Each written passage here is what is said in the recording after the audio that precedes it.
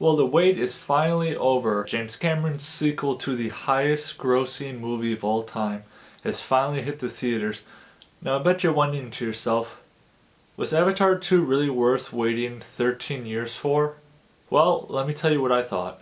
So I just saw Avatar 2 Way of Water last night, and I will say right away that I think it's incredibly beautiful, cinematically beautiful. I liked all the beautiful blue colors and the new monsters we got to meet and the new creatures and new Na'vi people as well. It had pretty much the same feel as the first movie. It was more geared in a way towards family this time. Jake Sully has now got a bunch of kids. He and Neytiri are continuing to lead the Na'vi people, and the family's definitely grown, and they've adopted a couple kids along the way too. Strong family bonds in this movie, which I always really like watching.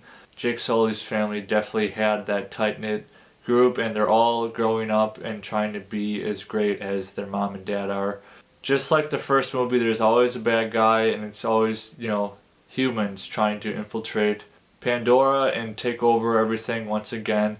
But this time the stakes were a little higher. It's actually a lot more brutal this time around. Kind of smarter this time around too, with how the humans plan to infiltrate the Na'vi and get what they want. I will say that I did like the return of a few characters. We also got introduced to a couple new ones. There are some nostalgic feelings involved in this one, surrounding a couple of characters. For the most part, I really liked this movie a lot. Now, when the first Avatar movie came out, didn't really understand the hype around it. I wouldn't say Avatar was a masterpiece, and Avatar 2 isn't a masterpiece either. But I, for one, as a movie lover, can say how much I appreciate the work and the time that James Cameron has just devoted to making an entire world, an entire species, all the different creatures he makes, all the beautiful landscapes. I mean, it's so much work and a lot of money, and I feel that some people kind of just, gloss over that, or they just don't appreciate cinema as much to notice all the tiny details in a movie like this that make it so powerful and so beautiful, and just in a way this movie is very spiritual. A lot to do with water, but also the connection between human life and animal life as well. This was evident a lot in this movie between the sea creatures and the Na'vi people. There were a lot of fun creatures in this movie. My favorite sea creature was the tulkun.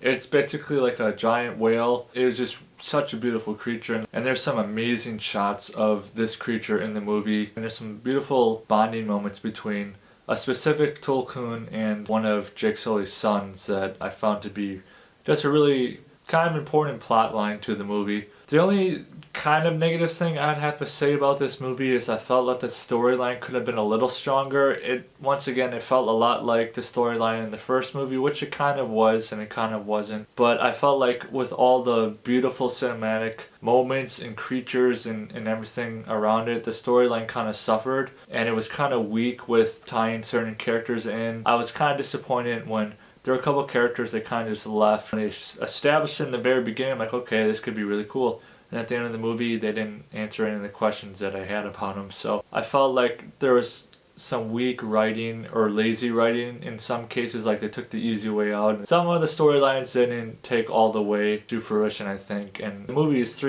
over 3 hours, which is actually, this movie is actually the longest movie I've ever seen. It's longer than Avengers Endgame. So if you are planning to see this movie, make sure you go to the bathroom before and, don't drink too much. It honestly didn't feel like a 3-hour movie because I was just so immersed in the beauty that James Cameron he's such a great visionary, and I really hope that this movie does phenomenal at the box office. It's got to break some crazy records just to break even, because the budget was something around $500 million or so. James Cameron is definitely taking a huge risk financially with this movie, but I'm really hoping that enough people go out and see it and they can appreciate James Cameron's directing style and his vision for just a beautiful world that he has created. So for Avatar 2, I'm going to give it a 7 out of 10 Mudflaps. And before you go, drop in the comments below, who is your favorite Na'vi character? And as always, if you like this video, give me a thumbs up, hit that subscribe button, ring that bell, and I'll see you next time.